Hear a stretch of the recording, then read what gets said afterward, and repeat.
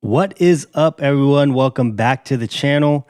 I know it's been a little bit of a hiatus, you could say. I've just not been recording as much content lately, and but today we're gonna change that. I'm gonna be doing this video for you guys. It's been a highly requested video the last few months. People have been asking me, when am I gonna do another like pedalboard demo or walkthrough of my current pedalboard, because I think the last one I did was last year, and it is a lot different than the last video before. I think I had a riser, and I didn't have a switcher, and I was just running the MC6 Pro, and a lot different than what I'm running right now. If you guys follow me on Instagram, I've changed a lot. Even from, just switching stuff out from month to month. I'm changing drives out, been changing out Mercury X or Bigsky, change out the timeline, all this stuff. So I've been swapping back and forth, trying to figure out kind of what's works best for me, and I think I've finally landed in a place where I'm happy. I've been happy with some of the tones that I've been getting, and things will eventually change. It's just the nature of being a guitar player. Things will change. I will swap something out. I've got plans maybe to swap some things out. My name did just come up on the King of Tone waitlist that I got on in 2018. So I may be picking up one of those and trying to figure out where I can put it on the board. I know Cornerstone, the Nucleo is supposed to be shipping soon. So they're going to be sending me one that I'm going to be throwing on the board as well. So things will change. But overall, I think I'm very happy with the overall layout and tones that I'm getting from the board. So aside from a few things changing here and there, nothing for the most part is going to change. So yeah, I wanted to do a video, show you guys, what my, tones are these days, which they're kind of the same. I just have a different board. And so let's get into it. Let's talk about the pedalboard and let's get into this video. All right, so here is the pedalboard in its state as of right now. This is kind of how I envisioned this board. I wanted something a little bit simpler when I was running the flatboard with the riser. I mean, I've had a flatboard with the riser for probably 3 or 4 years. And this time I wanted something a little bit simpler. So I actually switched from the Creation flatboard with the Goodwood riser, and I switched to another Creation board. This is the Creation Elevation. It's a 24x16. I think it's like a V2. It's not even the newer one. I got it from a friend, and I've been enjoying it. I like having the underneath storage space on the underside of the board. So this is just the top side. I'm going to try and show you some stuff from underneath, because some like cool little B-roll shots or whatever, because the underside is like a whole nother like area. I've got a lot of pedals under there. I've got a Daiso M buffer, the Tone X's, I've got drives, the power supply, all kind of tucked away underneath the pedal board itself, and it kind of stays out of the way, because if I had all of that on top, and like if this was a flat board, it would probably have to be bigger, or it would have to somehow fit under a riser like I did before. And with these, you can kind of like, they can be a little bit cleaner looking. They don't have to be the most perfect like cable runs and stuff like that, but it can still look cleaner than with a flat board. It's very noticeable if I didn't have cables tucked underneath things or hidden, and for me personally, I can't have a messy board. It's got to at least look somewhat decent. So this has just been a good board for me. I like having all the ins and outs on the sides. I like having everything underneath it, and if I need to adjust something underneath it, I just flip it up real quick, no big deal. But I've got some stuff under there. I've got like these little rubber pieces on the drives that so the knobs don't adjust when, if I'm pulling it in and out of places or putting it on the floor, and it's tucked up, and the board is high enough that the knobs never really hit anything. So I don't have to worry about anything underneath the board. It's just been a really good board for me. And I don't see me going back to a flat board anytime soon. And yeah, so let's talk about the signal chain. First thing, it comes out of the guitar into the input on the side of the board. Then that goes into the M buffer underneath the board. Output 2 is coming to the canvas. Output 1 is coming up up here to the Hammer On. I like output 1 these days. I was using output 2 for a while to run, which has the Jensen transformer in it. But I like the roundness and the warmthness of output 1. And so I've just been rocking output 1 recently for the last few months, and I've been enjoying it. So maybe I'll go back and forth, who knows.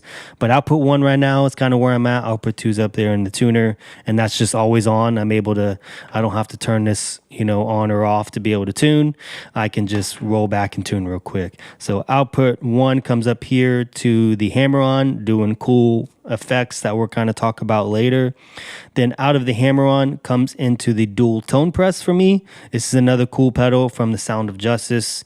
We can talk about that in a little bit. So out of the tone press, the dual tone press goes into the Tender Octaver. Then out of the Tender Octaver comes into the RJM. Now the RJM is running all my drives. I'm also able to do bunches of different things. And maybe I'll show you like a full kind of how I'm running it. Because I have it super simple. It's just grabbing drives for me. And then I also have a couple banks to do certain things that, I'm able to do MIDI stuff. But loop 1 is underneath the board. That is a JHS Superbolt. And that's kind of always on. It's like a preamp thing for me. I'll show what the difference is with the attack and stuff that I feel like it's doing. So loop 1 is the Superbolt. Loop 2 is the voltage booster, the Blammo, which is right here. That is the voltage booster. It's an overdriver circuit. I mean, I'm sure you've probably seen a bunch of overdriver stuff, with Kenyon and all his videos and other people dropping, overdriver things. And this is just another overdriver, it is my personal favorite. So take that for what you will. So voltage booster, and then the loop 2 here, or loop 3, sorry, is the Antique, which is Cornerstone's like Tube Screamer. Then this is loop 5, I think. Yeah, loop 5, which is underneath the board again, and it is the Solo Dallas Storm. And then loop 4 is up here, which is another Sound of Justice Expandora, Expandoris. It's a kilt, an Aspen, whatever you want to call it. This is my favorite. I prefer this over an Aspen, and I probably prefer this over the kilt, and it's much cheaper and easier to find. So take that. If you want, hit up the dude Jeremiah from the Sound of Justice, because he's amazing. Then this is up here is loop 9, which is like a split loop that I have running right now. This is also another Sound of Justice pedal. It's underneath the board. It is a super hard on. And it's like in a small enclosure, so it makes it super easy to have on the board. It's like a nice fat boost. You'll kind of hear, maybe I'll show you all the stuff. Then we've come to the exotic Super Clean here, which is in loop 6. And then the insert loop is actually the Lele here for the volume. And that's all the loops in here. And so then we come out of the RJM into the HX1, which is doing mods and stuff and other random things. And the HX1 comes into the Specular Tempus, which again, this will probably change hopefully pretty soon. It just depends on when Cornerstone is finished with their reverb pedal. But that'll be the Nucleo there. But as of now, this is the Specular Tempus, which I love this pedal. So I mainly only use the 70s plate. It does all the plate stuff, all the verb, and I like running it pre-delay. I like having auxiliary things that run pre-delay. It's just a cool effect and a cool sound. So you should try it out. If you've got an extra delay or reverb, try it out. Run it before your delay and reverb as a nice big ambient thing. So out of the Specular Tempest goes into the Microcosm. Then the Microcosm goes into the GFI SolisVentus, which this is just doing delays for me. I'm not doing any reverbs on it. It's just delays. Then out of the Ventus, SolisVentus, into the Big Sky. And then the Big Sky, is doing Big Sky things. The Big Sky is then coming downwards to Tone X's. And that's running the amp captures. I know if you watch some of my videos, I do run real amps on occasion, which I have a few amps that I run that I rotate out. And if I am running the amps, then I'll just, bypass the tone X's and I don't change anything on the board. So yeah. Then out of the 2 tone X's goes into the DISO. And then the DISO comes out here onto the board, 2 XLRs, and then that goes out to front of house or the amps if I'm running the amps for the day. So that is the actual layout of the pedal board here. All right, so now let's get into some tones here, some sounds that's going to come from this board. Today, I'm going to be using, I've been using this guitar for a few months now. I sold my Portlander, and I've sold a few other guitars, and this is like my number one. I love this guitar. This is not going to go anywhere. You can quote me on that. This is a Jennings Voyager, and I really, really enjoy this pedal. This guitar. It's got Fralins in it, so it's actually got Fralin Pure PAFs, the 8.2 in the bridge, and it's got a Modern in the neck. So let's get to how this pedal board actually sounds. I'm sure that's probably what you've been waiting for. Right now I've got everything off, just a little Hall verb from the Bigsky. Tone press is on and the Superbolt is on. I'll kind of toggle that stuff so you can kind of see and hear the difference of what I was talking about with the Superbolt. I hope it kind of portrays, I know most of you guys might be watching on a phone, so I hope you can kind of hear it and just kind of see what I am talking about with the Superbolt, because it's not a typical way. I actually haven't seen anybody run a Superbolt like an always on type thing like I'm doing right now. So I feel like it might be a new, I don't know, someone may have done it, but I really enjoy how it adds life to my drives. So here is everything on, off, tone press, Superbolt, Bigsky in the Hall. This is the clean tone, and I'm running the tone X's right now. I'm actually using a friend. His name is Samuel. If you follow me on Instagram, you can find him, his captures. Maybe I'll drop him down in the thing below so you can kind of go to his profile. His captures are, I'm telling you, top notch. So it's a JMI blue on the left and then a Benson Chimera on the right. So it's just a really good captures. They're my favorite. As of right now, as the last few months, those are the only captures I've been running with the Tone X's. So here's the middle position.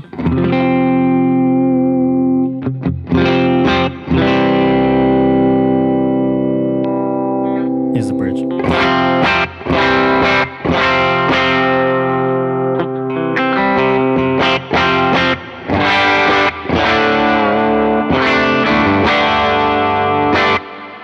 Now again, this is with tone press and the Superbolt on. So I'll kind of toggle the Superbolt here so you can kind of hear.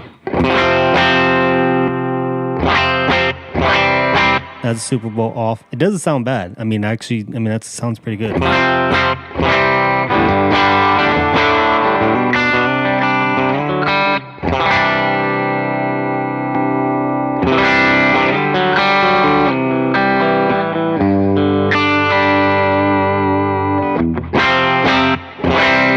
Now, there is a little bit of a volume dump, so that is a little bit of a factor of kind of the difference.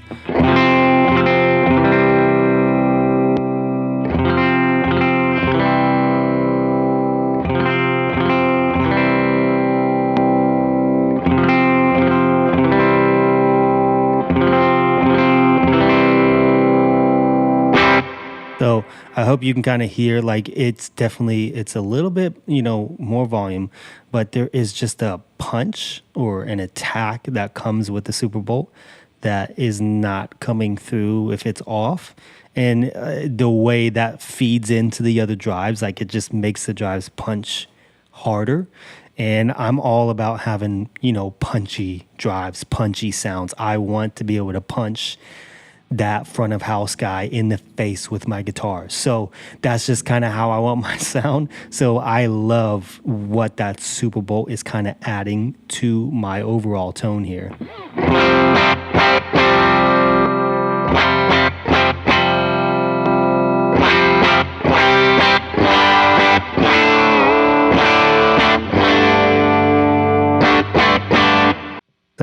definitely had to tune.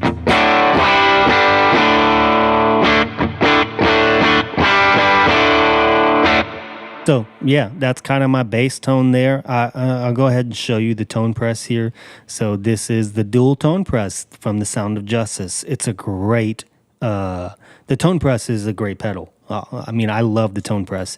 And this was like Kenyon's idea a long time ago. He had the idea of running 2 tone presses together that he can stack. And I'm able to stack them together or run either one individually, which is kind of cool. And, you know, Kenyon wanted to, you know, update his a little bit and try and add the color wheel up to the top so you're able to adjust it, because this knob here was internal on the older tone presses and you weren't able to adjust those unless you opened them. So I mean, I hit up my friend Jeremiah from the Sound of Justice, you know, like as an idea, like, hey, you know, you think you can do this? And yeah, I mean, this is what we came up with. You know, it's a giant pedal.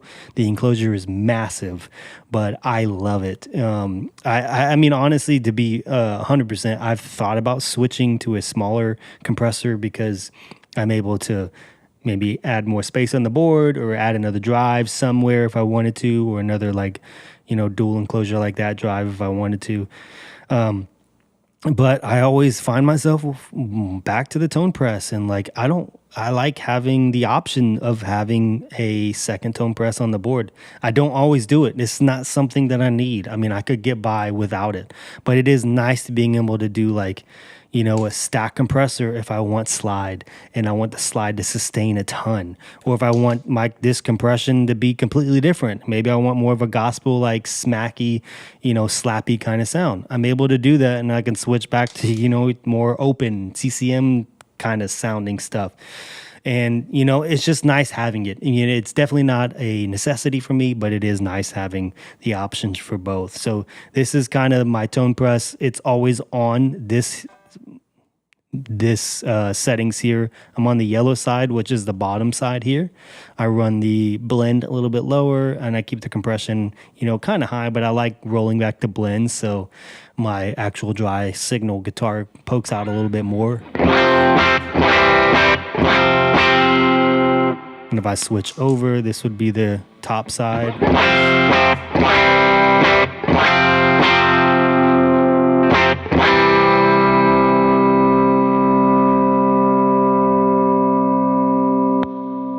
You can kind of hear how it fades out that quickly on the other side, because the compression isn't as big as these. But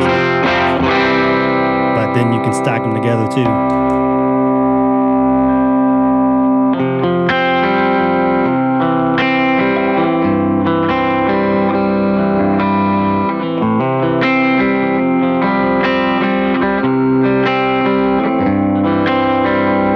And if I had a slide, you could do slides. So.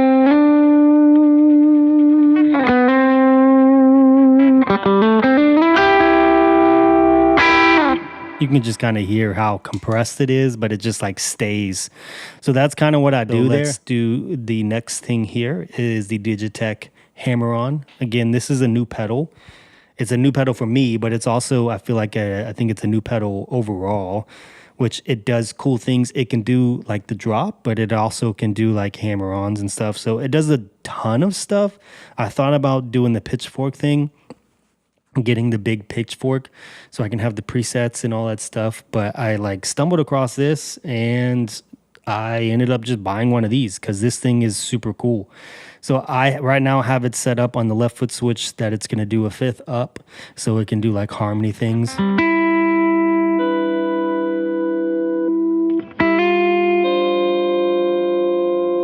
Which is, you know, cool for, you know, ambient stuff. And you can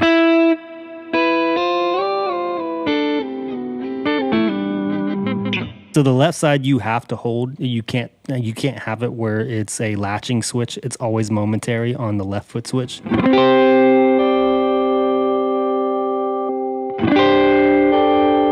You know, I can do stuff like that, and then I can turn the dry off so it'll jump up. And then I can have that be an octave if I wanted it. Or 2 octaves. Which that's kind of crazy. But for the octave up, I just do, 5th up. Because I like doing that. I'll, if we have like delay and verb on, I'll do like, swells with just this.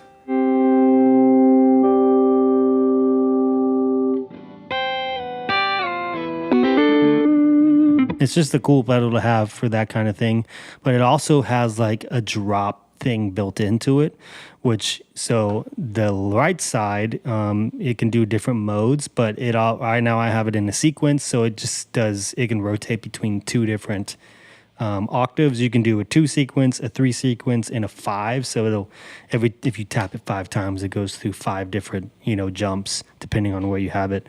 There's a bunch of stuff this thing does. I'm only using it for like simple things. But so like right now, I think the first one is an octave down.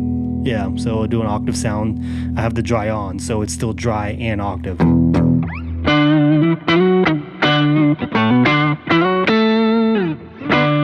then the next one I think is a octave up.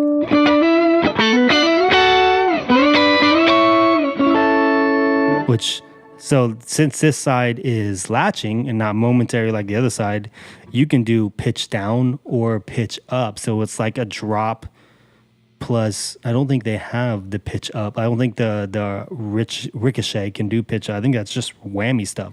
So you can turn off the dry here.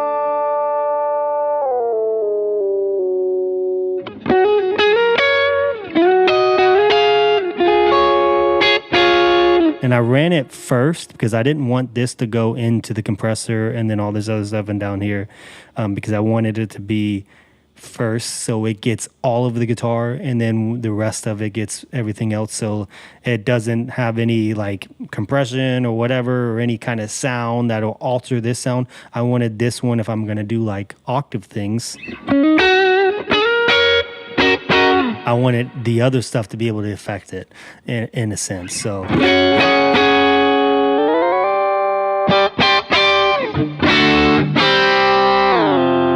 which I feel like it does pretty well. I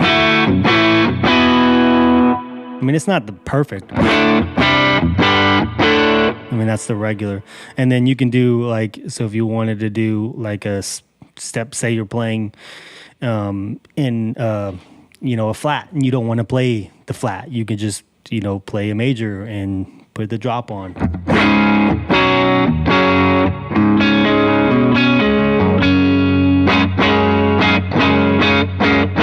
Now, I had the drop. I feel like this one sounds a little bit better than the drop. Like the drop started to have a decent amount of artifacts. Even on like with the first 2 steps, it just didn't sound the same as far as like the tone.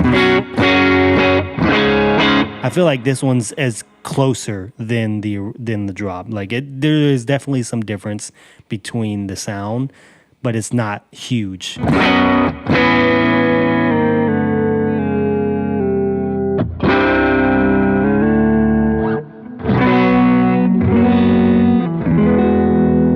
This is like a baritone level.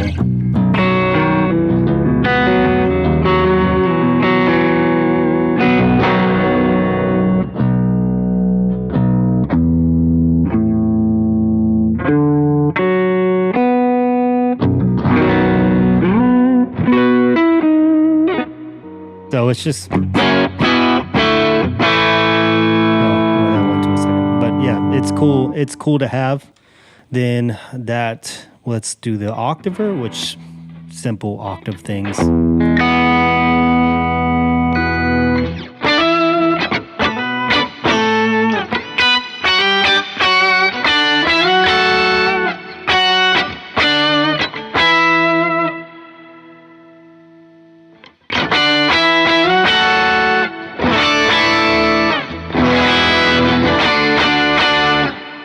Yeah, so I mean that's just an octave pedal, and it does the octave sound, and that's all I use it for.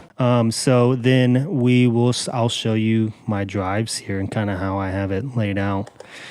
So again, we talked about the Superbolt. Superbolt is always on for me. I am able to turn it off if I want to by holding down this foot switch. It turns off the Superbolt. If I hold it, it turns it back on.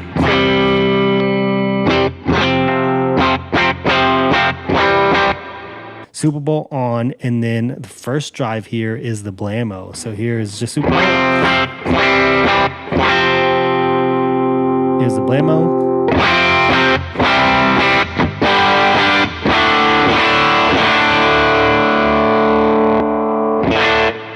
Like, not a ton of a difference. I feel like the Blammo has a little bit of a mid bump. Like the overdrivers have like a little bit of a mid bump, but it's also like a transparent thing. Like, I really like the Blammo. I like this one because it has a internal charge pump, so you can switch from 9 volt to 18 volt just with the switch here. So I can run it at 9 volts if I wanted to.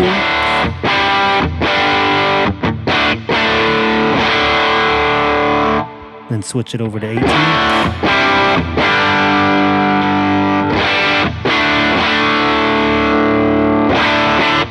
You can hear like the 9 volt is, it breaks up quicker. You know, it's got a little bit more focus sound, I think. But I actually run it at 18 because I like the openness of it.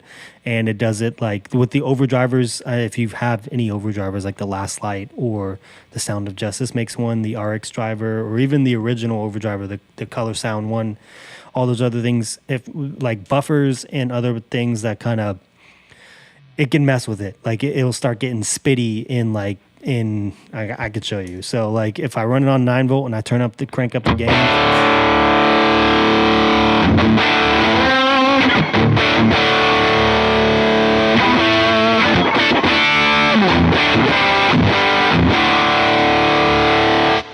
But that's a cool sound, you know. It's like a fuzz, almost like a spitty gated fuzz, which that is a cool sound, but it's just not what I'm using it for.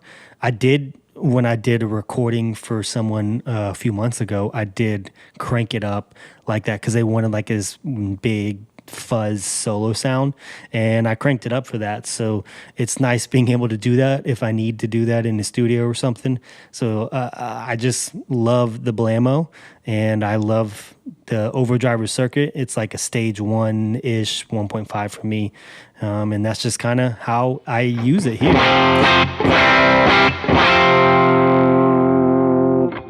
And then that goes into the Antique. So the Antique is a tube screamer, and I stack. So I don't cut off a lot of drives. You'll see sometimes certain drives do come off when I turn on a certain drive, just because it can get chaotic if you stack too many things. But for me, the Blammo and the Cornerstone here are stacked pretty much exclusively together. So I'll show you the Antique, and then I'll show you with the Blammo on. So here's the Antique.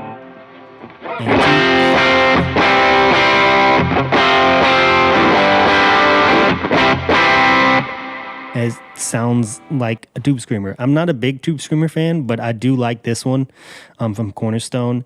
I do wish it had more output. I mean, I've got the volume max and I've got the tone max, so it's a little dark and it's a little not as much output as I want. I've got the gain here pretty low, and then there's a presence knob. They're both about the same. So they're both pretty low. I wish it had more volume on tap, which if they could mod it, you know, that would be cool for them. But this is kind of just how I use it. And then with the Blammo,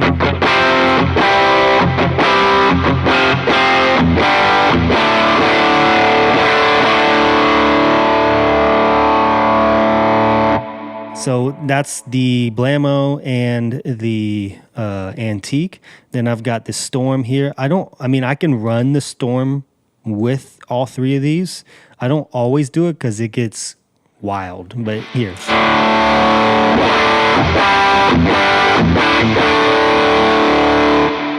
So, I mean, that's just wild.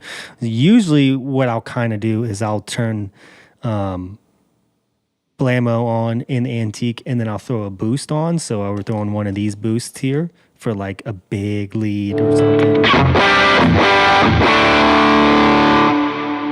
And then, or if I'm feeling it, because this one's more compressed, it's a little nasalier, it's a tube screamer. This is different. It's more open. It's got more low end.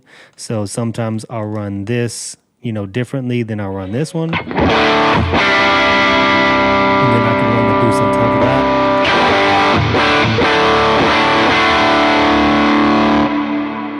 I mean, it's subtle differences, honestly. Like, it's just for me. It's, you know what I mean? So that is the Storm there. I mean, the Storm by itself is just a great drive. So this is the super hard on here, and it just fattens everything up. I actually have it running in front of all my drives except for the overdriver. So it goes Superbolt, overdriver, and then it goes to here, which is the hard on, and then it goes to everything else, all the other drives, because that thing is so fat, it pushes everything into just another realm. So I like having a boost in front of everything, and then this boost here is at the end of everything. So I have a boost in front and a boost at the end. So it just kind of depends on what I want. If I want to fatten things up, hard on. Or if I want it to push out into the mix a little bit harder and not fatten up so much, and just kind of, I'll turn on the super.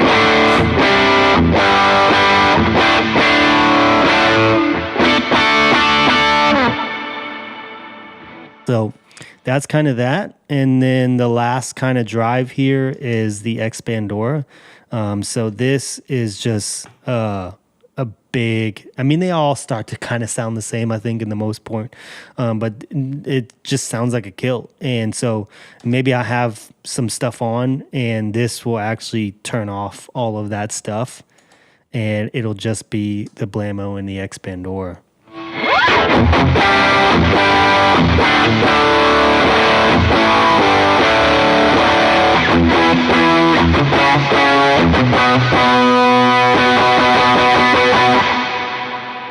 I mean, that's big. I mean, I know for me, I probably run much harder drive than a lot of the worship guys that you see that just do like little ding ding. That's just not me. I like having drive and like having those sounds, and I like pushing, and like I said, I like punching the front of house guy in the face with my guitar.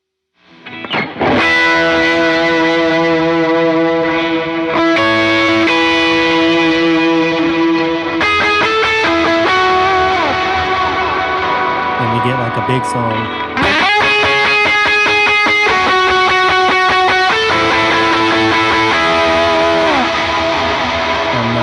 I don't use this section too often on the, it's kind of just, I have a lot of options. I could definitely do without running some of these drives, but sometimes, you're in the service and it needs it. You need that, and I like having it when I need it instead of having to like bend down and turn things up if I needed to, which is just not fun. So yeah, so this is kind of how my drive section is and feels for the most part. I just like loud, punchy guitars and drives. It's just kind of how I've always been here.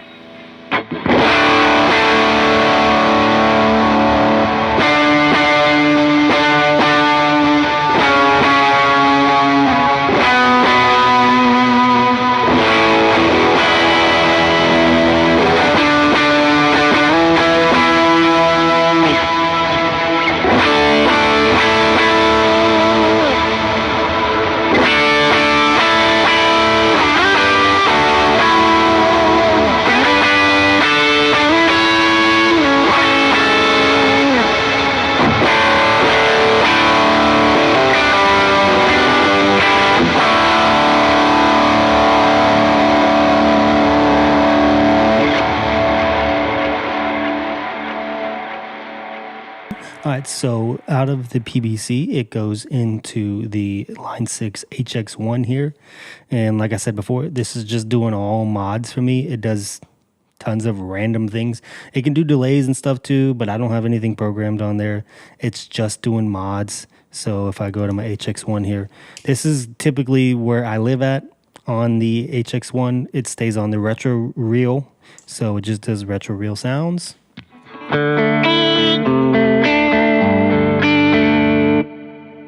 It's like a light vibrato or the Destroyer that you would have on the Mobius.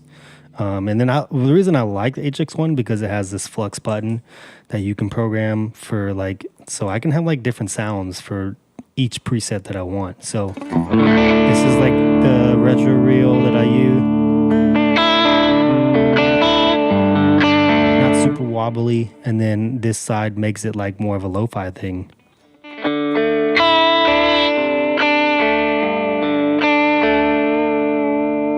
Definitely a little bit more wobbly and stuff on that side, but that's just kind of how I do it.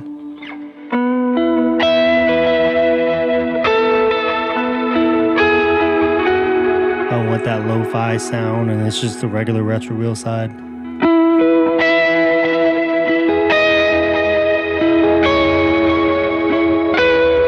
know, it does those things. I've got a chorus on here. Got a tremolo. It's like a stereo panning tremolo, and then this like speeds it up.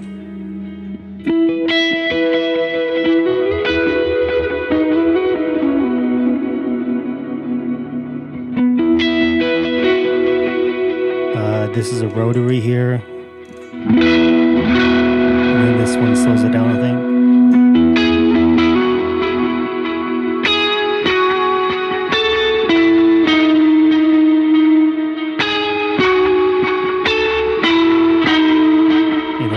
It just does cool stuff. Like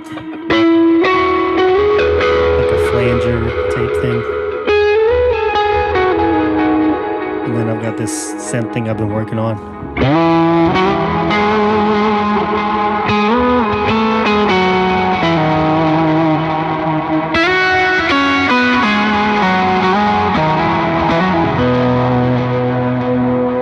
I do different stuff on it, but for the most part, it lives on retro reel for me. That's like my favorite effect on line 6. So yeah, and then so that comes out of there, comes into the Tempus here. In the Tempus, I'm really only using the plate. I mean, it's got a ton of stuff on it, but I'm really only using this big 70s plate here. So I was going to show you. Show you how ambient it gets quickly with just the plate on.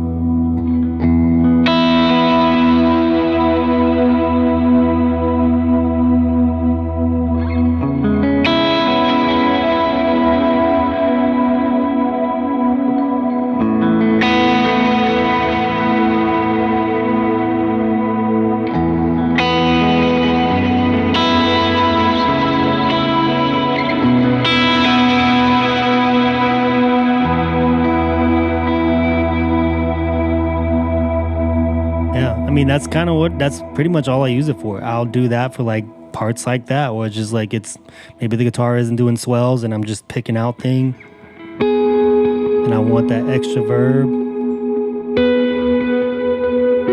But the thing about running verb into delay is now that your delay repeats have reverb on them.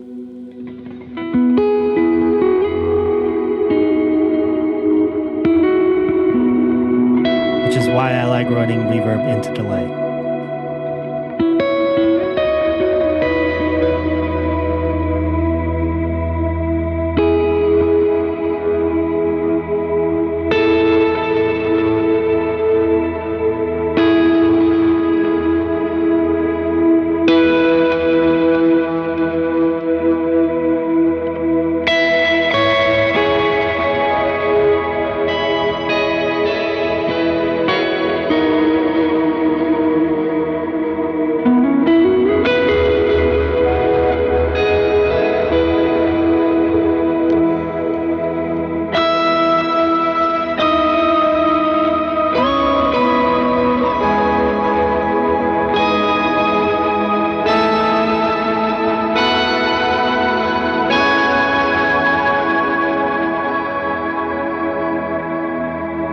So, yeah, I mean, that's kind of stuff you can do. I do occasionally, have fun with.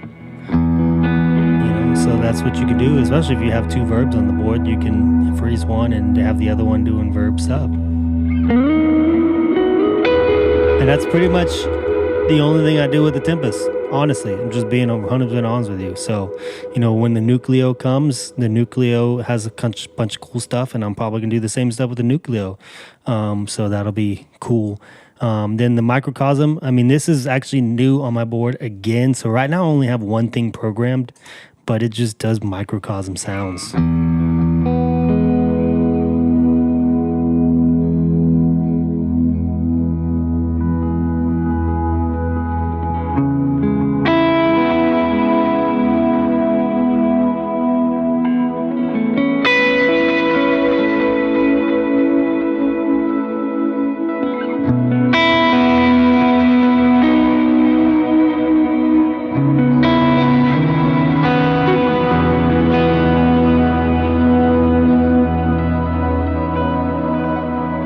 So it's just big ambient stuff. I mean, I think at this point you should know what the Microcosm does. I shouldn't have to show you all the stuff it does because it's just been around for a long time and everybody has them on the boards. And I have presets for the H90, the LVX, and the HX Stomp that kind of emulate what the Micro Loop Mosaic does on the Microcosm there. So, I mean, those are free on the Buy Me a Coffee page. I mean, all my stuff is free. So even my personal presets I use on the Bigsky, they're all on there. They're free.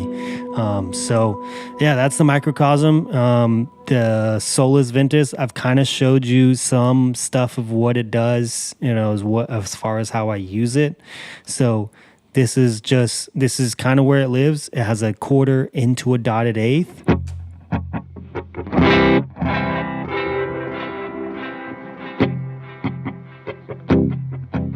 That's pretty much what it does. And I'm running an analog into tape on the SolisVentus. So I have a always on, you know, tempo there, or, you know, delay there. And then this one is basically just a bigger version. It even says big quarter dotted eighth. It's just a bigger version of that one.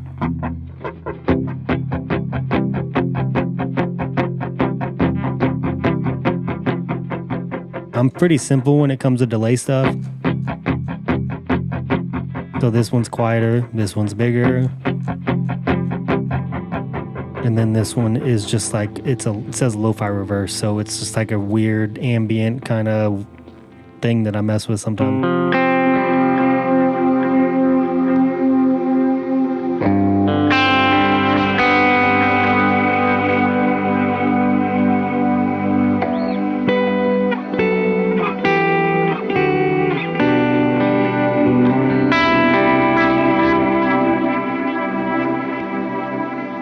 Yeah, so that's kind of how I use the Solis. I mean, this one, like I said before, this is just delay tempo, like time signatures. Here's a quarter. And then here's an eighth, or eighth triplet, so it's something different that I'd sometimes use for 6/8. But then dotted eighth here. And every bank has the same thing, has a smaller and a bigger on each one, and then the lo-fi reverse that I use sometimes for the SolisVentus. And then the last thing, the Bigsky, which I kind of showed you a little bit of kind of how I use it. These are just pages that I use. I've got a page here. This is page 1. I mean, the hall is there that I always use. Just a regular hall. Got a plate. Got a bloom.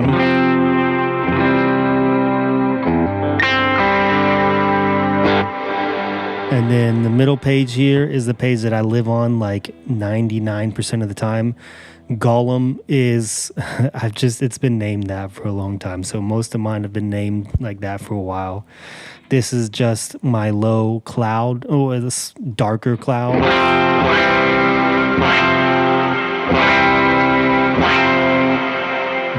You can pull back the verb. That's kind of how it sits with the dry signal. And then this one is called Schmiegel, which is a brighter, happier cloud.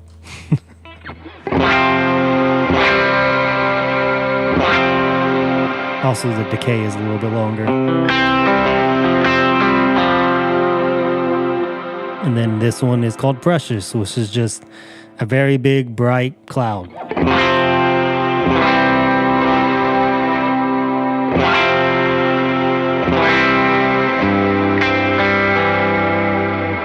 And then my next page here is just giant verbs.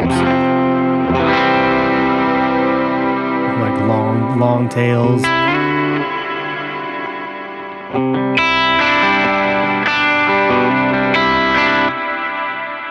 I actually don't think these are set up. These last two are set up.